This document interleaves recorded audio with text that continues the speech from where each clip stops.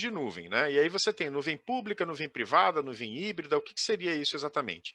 Gente, a nuvem, ela quando a gente fala disso, é porque na verdade a gente está falando de um data center que não é normalmente o nosso ou não está dentro do nosso ambiente físico e você acessa pela internet, é utilizando tecnologias de internet que você vai chegar lá. Basicamente é isso.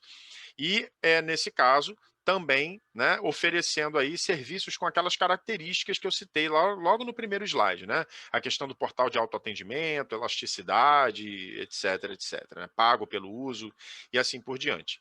E aí, quando a gente fala de nuvem pública, o que na verdade a gente está falando aqui é sobre uma infraestrutura, né, que estará disponível através de um fornecedor e que você vai pagar para ele. Então, aí nesse caso, você tem a Microsoft, você tem a Amazon, você tem a Oracle, né? Tem vários ali, IBM Cloud. Então, hoje tem muitos, né? Os dois principais players para soluções de nuvem hoje em dia são AWS e Microsoft, né? Então, esses são os principais players de nuvem, né? E você tem os outros, né? Oracle e assim por diante. Aí, assim, um ponto que é muito importante vocês entenderem com relação a isso é que, assim, na informática, você, de um modo geral, você sempre teve que, nós sempre tivemos que fazer ali, né, balizar essa questão do custo, né? Se uma coisa, você não pode comprar aquilo que é barato demais e nem pode comprar aquilo que é caro demais, né? Porque se é barato demais, muito provavelmente não tem algum problema com aquilo ali, né? Ou talvez não tenha qualidade, ou é roubado, né? Quando a gente está falando de equipamento, né? Quando é caro demais, caramba, peraí, não tenho condição de comprar isso aqui para, eu vou ter que sustentar isso. Então você tem que chegar ali naquilo que a gente chama de melhor preço, né? Não é o menor preço, é o melhor preço, né? Ou seja, aquele que usa ali a melhor relação custo-benefício. E com a nuvem isso acontece também. Então, quando você pensa de, não, porque isso aqui é barato, não vou usar o Azure porque o Azure é muito caro, eu vou usar essa nuvem aqui porque essa aqui é muito mais barata. Gente, tem alguma coisa ali que vai fazer com que aquilo ali seja mais em conta. Tá entendendo? Então, seja o suporte, que de repente o suporte não vai ter em português, você vai ter que sempre abrir o chamado em inglês. Eu lá pela MXM eu lido com diversos players de nuvem, né? Então é óbvio que eu não vou falar aqui os nomes dos players, porque eu acho que os fabricantes não vão querer ser destacados de maneira negativa, né? Por causa disso.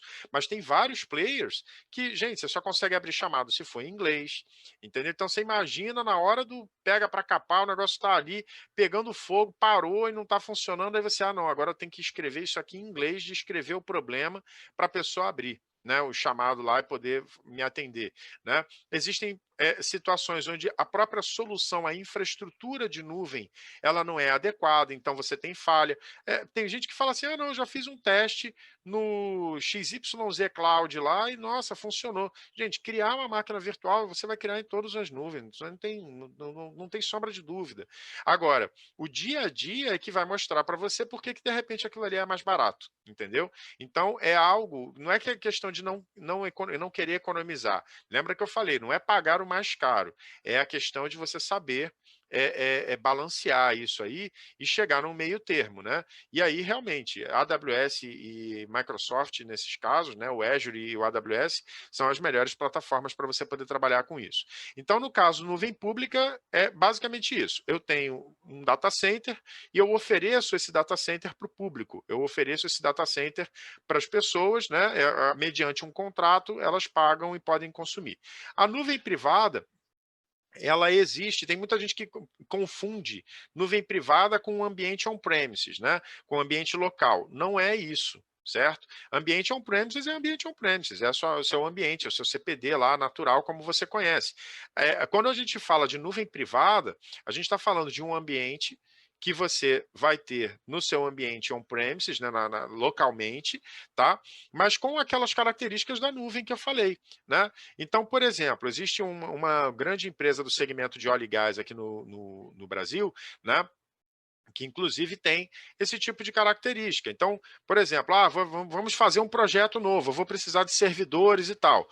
O que que acontece? Você tem um portalzinho lá que você conecta, né? Você entra naquele portal, você faz as solicitações, você informa ali, ele tem um leque de opções que você pode escolher, você faz ali as suas opções, os servidores são provisionados, né? os servidores virtuais são provisionados e todo mês chega uma fatura lá para o seu centro de custo, dizendo, mediante aquilo que você selecionou lá no portal.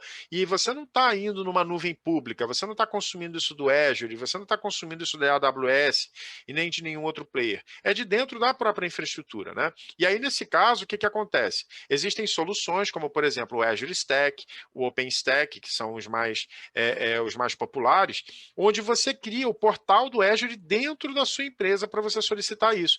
Ah, não, porque pô, agora eu quero ter uma nuvem privada na empresa. Pô, será que você precisa disso? Entendeu? Lembra do que eu falei? A nuvem ela é mais uma verdade, ela não é a nova verdade, né?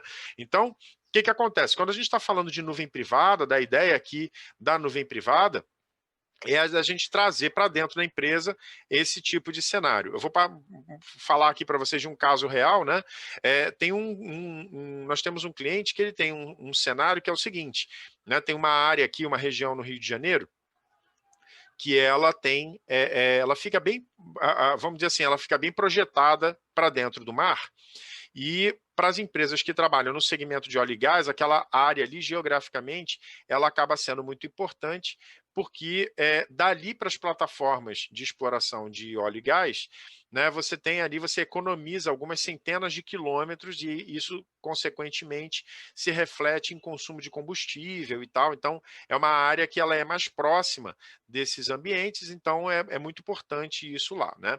Bem, essa região ela é uma região estratégica. Só que ela é uma região de ponta de linha, entendeu? Então, recursos de infraestrutura de um modo geral, e aí eu não estou falando só de TI, né, mas estou falando até de luz mesmo, são recursos que chegam lá, mas com uma qualidade que não é tão grande assim. Aí tem um fornecedor lá que ele resolveu olhar nisso uma oportunidade de negócio. O que ele fez? Ele comprou vários containers, encheu de servidores aquilo ali, né? Aí ele conseguiu um meio de fazer com que a internet chegue muito bem ali para ele, né? Os recursos ali de rede e tal cheguem muito bem ali para ele, e dali ele iria oferecer recursos, ou seja, ele montou uma nuvenzinha ali, ele iria oferecer recursos inicialmente para a própria empresa, certo? E posteriormente para as outras empresas que ficam geograficamente ali na mesma região. Então, aquela empresa que de repente vai ter dificuldade de utilizar o Azure, vai ter dificuldade de usar a AWS porque a internet não chega bem ali, né? Não tem problema, porque ali no outro quarteirão está a outra empresa que eu tenho um cabinho que eu puxo direto para lá, entendeu? E aí, com performance gigabit, eu consigo trazer, consumir os mesmos recursos, entendeu? Só que aí, como é que essa outra empresa cliente, vamos dizer assim agora, ela vai pegar e vai consumir? Ela vai ter que ter um portalzinho lá para poder fazer as solicitações dela, entendeu? Isso aí é um cenário de nuvem privada, né? Ou seja, eu estou montando esse mesmo tipo de solução para dentro do ambiente. Então, não confundam nuvem privada com ambiente on-premises. Ambos estão no ambiente local, né? Ambos estão no ambiente local, mas o ambiente de nuvem privada é aquele onde localmente eu implanto tecnologias de nuvem para poder trabalhar, tá legal? Por último, mas não menos importante, vem a nuvem híbrida, né? Na nuvem híbrida, eu vou mesclar aqui características presentes no ambiente on-premises, certo? Ou de nuvem privada, com o ambiente de nuvem pública, certo? Normalmente de nuvem pública, tá? Eu vou dar um exemplo aqui para vocês. Então, teve uma empresa, né, que a gente atendia, aliás, atende até hoje, né? E que o que acontece? É do segmento de energia, e essa empresa, obviamente, a TI ela não era, por não ser o core business, como acontece com muitas empresas, né? A TI acaba sendo vista como despesa, então, assim, o CPD ficava, né, debaixo de uma escada, né? A empresa, a sede dela ali ficava numa casa, né? E aí ficava debaixo de uma escada, numa escadaria que tinha lá, né? Aquela coisa bem, né, rudimentar.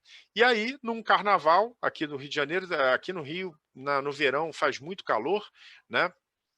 Então, no carnaval aqui no Rio de Janeiro, num desses que faziam 45 graus na sombra, né, né, teve lá o período, né, de recesso da empresa. O que eles fizeram? Ah, não, vamos deixar o ar-condicionado desligado, a gente vai ficar gastando energia aí à toa, sem ninguém aqui dentro, né? E aí, beleza, fizeram isso. Gente, literalmente os servidores queimaram, vários servidores queimaram ali. E o que, que acontece? Quando todo mundo voltou, é recuperação de desastre. E aí descobriram que o backup não estava funcionando há 8 meses. E, enfim, aí a tragédia total, né? É aquela experiência que ninguém gosta de ter. E o que, que acontece? Essa empresa resolveu, não, vamos usar a nuvem, né? E aí, ó, vamos botar tudo em nuvem agora, né? Tudo em nuvem, todos os servidores. Então, eles, no desespero, né, tomaram uma medida desesperada e passaram provisionaram tudo aquilo que eles tinham num ambiente de nuvem. Qual foi a consequência disso? Qual foi o problema de ter feito dessa forma? Como é uma empresa do segmento de energia, eles manipulam arquivos gigantescos, né? Tem uma área lá de engenharia que manipula arquivos que o arquivo pequenininho tem 5 gigas de tamanho. Naquela época, essa empresa tinha um link de internet que tinha 50 megas só. Qual era o problema disso? Aquilo que dentro da própria rede da empresa, numa estrutura gigabit, já era lento para abrir, porque são 5 gigas num arquivo, né? 20 gigas. Para você poder abrir pela internet num link de 50 mega, que a empresa toda já está trabalhando ali em cima, aquilo ficava muito ruim, não funcionava. Ah, isso significa que a empresa não podia ir para a nuvem? Não. Significa que alguns servidores teriam que existir no ambiente on-premises, porque tinham esses arquivos maiores, e outros arquivos, outras informações iriam para o ambiente de nuvem, né? Porque não teriam problema com um link de 50 mega você conseguiria acessar. E aí, nesse caso, a gente diz então, né? Você cria uma estrutura de conexão VPN entre esses dois ambientes, e aí a gente pode dizer então que nós temos uma infraestrutura híbrida. Nós estamos trabalhando com um ambiente de nuvem híbrida. Por quê? Eu tenho meu ambiente on-premises e tenho um ambiente de nuvem. E, pessoal, a maior parte dos negócios, né, das infraestruturas de TI que vocês vão trabalhar, vão se basear exatamente nesse conceito. Então, por exemplo, você vai ter aquelas empresas que vão ficar num extremo onde eles vão dizer que não podem usar recursos de nuvem, né? Então, aqui no Rio de Janeiro, por exemplo, tem o Arquivo Nacional, né, que é um caso público que não tem problema de falar com vocês. O Arquivo Nacional aqui no Rio de Janeiro, né, ele não pode usar a tecnologia de nuvem. Por quê? Você tem lá a carta da Lei Áurea digitalizada lá, né? Gente, o arquivo esse arquivo, né, digitalizado, né, ele tem que ficar aqui no Brasil. Ele não pode, você não vai pegar documentos digitalizados desse tipo e hospedar num data center na Europa. Não é isso. Isso é uma informação que pertence ao povo brasileiro. Então, isso aqui tem que ficar realmente aqui no Brasil, posicionado aqui. Em contrapartida, você tem outras empresas como Uber, Netflix, que você não precisa de uma infraestrutura local. Você tem tudo isso sendo utilizado em nuvem. É óbvio que as pessoas precisam dos seus desktops, precisam dos seus laptops para trabalhar, né? Mas, em princípio, esses recursos todos ficarão disponibilizados em nuvem, servidor de arquivos, né, controlador de domínio, dando alguns exemplos aqui de algumas coisas, né, para aqueles que já trabalham com TI já há algum tempo, né, isso aí você pode ter rodando em nuvem, entendeu? Então você tem esses opostos. Agora, o meião disso, né, 80% aí das organizações vão trabalhar no modelo da nuvem híbrida, certo? Ou seja, terão parte dos seus recursos no ambiente local, né, no ambiente on-premises, e parte dos recursos no ambiente de nuvem, certo? Então, você vai ter a nuvem como uma extensão do ambiente que você vai encontrar, uma extensão com o ambiente que você vai ter na nuvem, tá? Então, por exemplo, aí nesse cenário de pandemia, inclusive, isso ficou muito claro. Por quê? Aqui no Rio de Janeiro tem várias, no centro da cidade, tem vários prédios que estão lá com andares sendo liberados para locação. Por quê? Porque antes desse período da pandemia, o que acontece? As empresas entendiam, não, tem um data center aqui da empresa e tal. Aí, às vezes, você tinha um andar inteiro alugado só para poder botar a máquina. Com nuvem, o que o cara pegou e pensou, né? Agora todo mundo tem que ficar em casa, tem que tornar isso acessível para os usuários. Você usando a tecnologia de nuvem, você entendia que aquele espaço que às vezes era um andar inteiro no prédio, talvez agora não seja mais necessário aquele espaço todo. De repente você só precisa de uma salinha agora, porque tem alguns poucos recursos que você ainda tem que ter on-premises, mas os outros você vai pegar e vai colocar em nuvem. Tá entendendo? Ou até num processo de expansão mesmo. A empresa ela tem o CPD dela, ela já tem lá o ambiente dela, só que quando ela crescer, a infraestrutura ela não quer crescer precisando alugar mais espaço, porque isso significa que é dinheiro de locação, a gente está falando de ar-condicionado, é gerenciamento, é problema com incêndio, tem um monte de coisa que você tem que se preocupar, que aí, nesse caso, você joga para um player de nuvem, é uma responsabilidade que você vai passar para um player de nuvem, ok? Então, nuvem pública, data center com aquelas características, né, de autoatendimento, uso intensivo de virtualização, elasticidade, recurso agrupado em pool e pago pelo uso, disponíveis na internet, né, através de players que, usando contratos, né, de serviço, vão disponibilizar isso para os seus clientes. A nuvem privada é quando você tem um data center on-premises e você implanta soluções ali que vão disponibilizar os recursos daquele data center para a própria organização, muitas vezes, né, mas utilizando características de nuvem. Né? E a nuvem híbrida, onde você tem ou uma nuvem privada ou só o seu ambiente on-premises mesmo, utilizando a nuvem pública como uma extensão do seu ambiente.